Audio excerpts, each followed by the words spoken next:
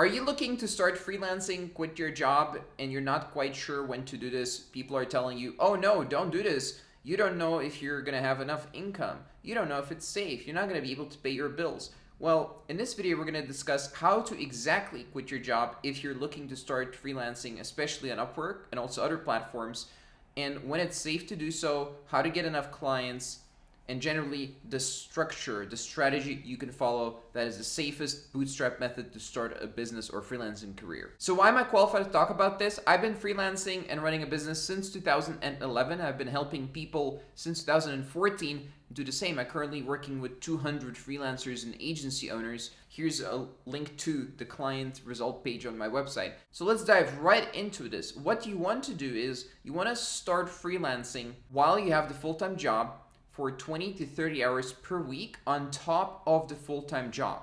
So if you have a full-time job that is 40 hours per week, if it's a really full-time job, not like 30 hours or 25, of course it's going to be closer to 20 hours so that your total work hours are going to be around 60 hours a week, which is very manageable for around 3 to 6 months before you're at risk of getting burnouts or anything like that. Now, if you're in your 30s and you have a bunch of kids, that changes a little bit. It's a little bit tougher to get this to work. Perhaps you'll want to switch to a part-time job to do this. But generally speaking, if you can work 20 to 30 hours per week on your business or freelancing career on top of the full-time job, then you should be fine. The way to do this is you go to Upwork and Fiverr and other freelancing platforms, but those are, really the two big ones. You don't really need to be on many more. And you create a profile based on the current in-demand skills. There's a link in the video on how to find those skills and how to get your first job on Upwork. You can click it in the description after watching this video. So what you want to do is you want to get those jobs,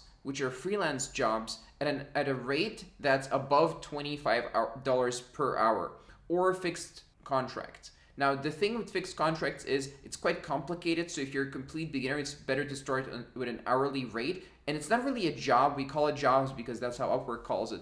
But these are projects. You're working on projects with clients. You're looking to build an asset for yourself, which is your profile, which allows you to get enough projects on a monthly basis. So here's the interesting part. When to transition from running the business or freelancing career part-time and the job full-time to running the business or freelancing career full-time. When to transition to this full-time business ownership. There's a safe way of doing this and there's a risky way. I don't recommend the risky way at all. The risky way is just jump into it and start business full-time now. Quit your job and reduce living expenses as much as possible so you don't go broke, right? That's the risky way. The safe way is 20 to 30 hours per week on the business until you have 2 to 3 contracts running in a single month period that are at least $1,000. Once you have that track record, once you have the proof of concept, this may not even replace your full-time income yet, but once you have that proof of concept, what you do is then you switch to running the business full-time because you've proven that in 20 to 30 hours, you can run a business and make several $1,000s per month and you can get clients. That means when you switch to 40 to 50 hours full-time business ownership and quit your job, you're going to have more time to scale the same thing that has worked for you to get those $3,000. And what happens usually is people grow. They're not suddenly like, oh, I have all this time, I'm suddenly going to perform worse. Now, there's another part to this. The very important second part is what happens is not just an increase in time that you can commit to your business, but also an increase in focus. And once you have this increase in focus, you really can grow the business and focus on how to make it work at a level that's beyond a couple of $1,000s per month.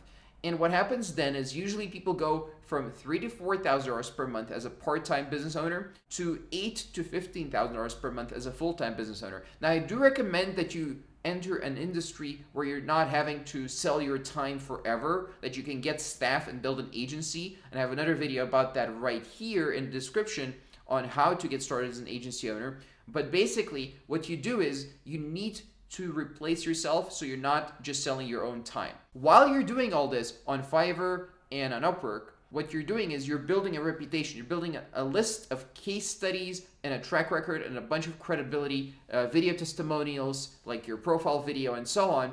And what happens is people trust you more and they trust you with bigger contracts. And once you're there, then you can work on really interesting contracts, not just the beginner friendly, easy stuff. This is about 6 to 8 months down the road if you do things properly. Watch the video right here, which is an Upwork algorithm video that explains how to get started on Upwork based on its search engine for jobs. So click right there, watch the video, and then create your profile, and you can get started with your first contracts relatively soon if you follow those tips.